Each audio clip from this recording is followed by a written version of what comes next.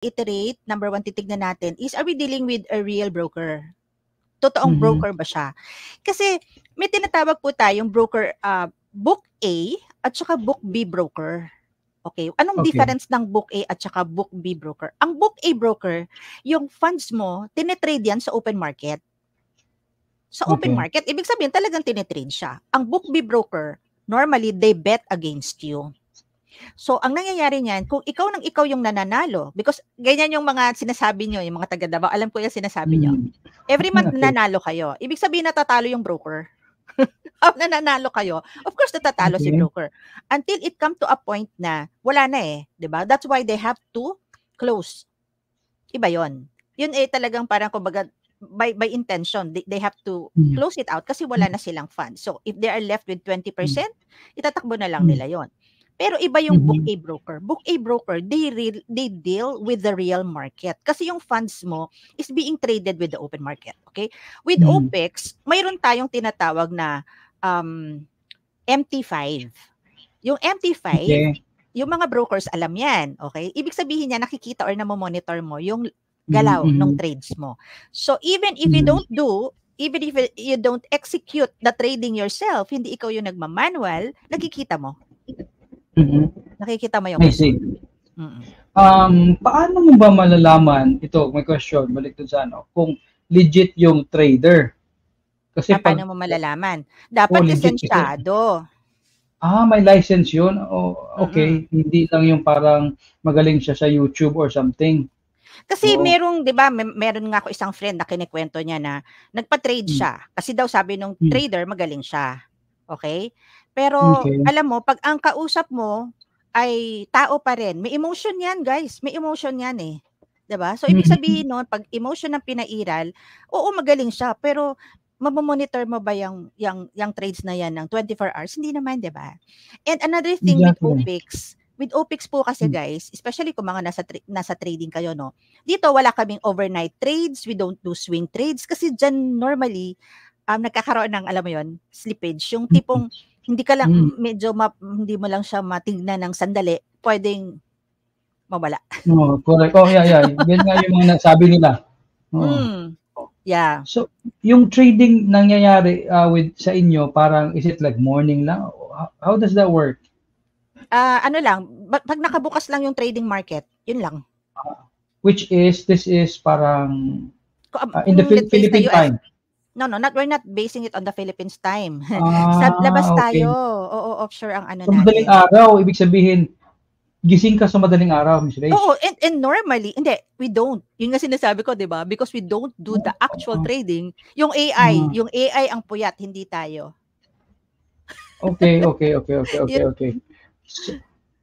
So parang what you're saying is, pag tulog mo sa gabi, nagti-trading na sila sa US, pag gising mo sa umaga, tapos na. Yun, parang tapos na. Ito na yung kita mo. Mamamonitor mo dun sa MT5 mo. Ba't parang ganun? Ba't parang ganun lang kadali? Wala bang parang walang catch? Walang catch. The thing is, may forex trading naman talaga, 'di ba? Ang ginawa lang natin is ginamit natin yung AI para naman hindi tayo yung nai-stress, 'di ba? Hindi po ba napi-fake yung license niyan? Pwede mo siyang i-check. You can check it online, yung lisensya. That's very easy to do, Shanilyn. So, na-check yan. Another thing, Roy, that I would like to stress out. Dapat yung company na where you are doing this forex is visible siya. Ibig sabihin, you can see the management, you are not dealing with just the computer or the internet. Marami kasing ganyan na pumapasok tayo pero ang kausap natin computer. Ang dami niyan. I'm sure tayo mga nagfe-Facebook tayo, ang dami nating nare-receive ng mga offers, 'di ba? Ang dami tama. Facebook natin, nasasabihin nila marami yan. Ganyan, 'di ba? Pero the thing is, you check kung talaga bang there are people behind the company. Kasi kung wala ka talagang hahabulin. But if you can see that they're very visible, they have an organization, they have management, that's good. Kasi may nakita ako niyan, parang sa Facebook nga, alam ko, tama, may naglaro ako ng game, lumabas yun, sabi niya, wala kang gagawin, kikita ka ng milyon-milyon. Parang Pwede, Don't believe that. Yeah, yun. Parang, Okay. tapos May question si G. bibigyan ka, yeah, tas bibigyan ka ng sample account, i-try mo, parang gano'n. Subukan mo, Yeah. i-try. And Ayun, remember, and pag then, demo account, panalo ka. Lagi yan. okay. So, ang nabibiktima nila actually is syempre those vulnerable. Walang silang idea about it and then papadamahin ka kasi. Kaya, diba? That's why tayo, we would like to, with this avenue like yours, no? We have to teach the public what to look for. May mga licensed trader din ba na umaasa lang sa AI? Oh, yeah. Merong mga trader who's using bot. Yun nga, sabi ko na yung robot. Pero may execution pa rin sila, may manual pa rin sila. And then, ito na, may tanong si Miss Maria Teresa, ang haba ng pangalan. Paano po mag-invest sa Opix Tech? Beginner po ako, and is it possible? Explain to us, paano? Okay, very simple. You just need to have an account with our broker, which is IFA, International Finance Asia. Siguro, Roy, later on, I can send the information kung how you can get in touch with us so that we can teach you. Okay? Ito po, ang ginagawa namin is just learning, for you to learn kung paano, lalo na sa mga baguhan, di ba? Para hindi kayo yung mga kuan kayo na kikita kayo ng malaki. Hindi ganon. So, we're going to teach you how. Very simple. Ito yung range niya, Roy. With AI kasi, with lot rebate, no? Not profit trading, ha? I'm not talking about profit trading. With lot rebate, ang range mo dyan ng income, most probably around 5 to 10%. Yan yung range ng kikitain mo. Which is, for an ordinary person, okay na yan. Diba? Okay. Kadalasan po kasi, kaya tayo na-scam, tinitignan natin yung mga 1% a day, 2% a day na ino-offer sa atin sa market. Diba? Yun ang nakakatakot. So, kailangan titignan mo din if it's realistic, if the rate being offered is realistic, and where is the money coming from? Diba? Yung binibigay sa atin. Yun yung tinuturo namin. Correct. And also, is ang earning ba nito, is it daily or weekly, monthly? How does that work? Oh, the forex market trades Monday to Friday. Okay? So by the end of the week, we normally get our proceeds. So every week siya. Okay, so weekly. So malalaman mo pagdating sa weekend, ayun na pera mo, parang gano'n. Yeah.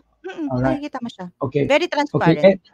And then if you want to trade, dapat you need to have a US dollar para account or ang pera mo dollar. Paano ba? Ganito yan. For you to trade, kailangan mo USDT. We don't use Bitcoin because Bitcoin is very volatile, 'di ba? Yun yung maka-heart attack ka talaga sa pagtaas at pagbagsak ng presyo. So what we're using is a stable coin, which is USDT. Okay. So USDT tayo in, USDT tayo out. Paano yon yung mga walang US dollar account? Peso lang? Peso. We can buy, remember there's GCash, there's CoinsPH, diba? So you can buy USDT in these platforms. Okay. To fund your account, to fund your broker account. Ayun, and meron as I've said, tuturuan namin kayo how you actually do this. Meron talagang tutorials. Ayan, hindi sa yung money exchange niya sa kanto, tama? Ay, papalit ka doon. Kasi gagano yung pera kung ano, parang di mo alam kung fake ba o totoo yung pera nakuha mo doon sa money changer. Tapos pag money changer, papapirmahin ka pa ng ano, lalo na sa bangko, daming papapirmahin, ipapaserox pa yung... Diba? Papa-ID ka pa. Oo nga, napaka-weird nga eh. But anyway, okay, we'll have another break. This is our third break. When we return, more of we will answer questions and everything. Guys, we'll take a break. We'll be right back right after this. We love inspiring people, but we need to run commercials to sustain this show. If you want to support us, we would be delighted to have you contact us. We will take a break and we'll be right back.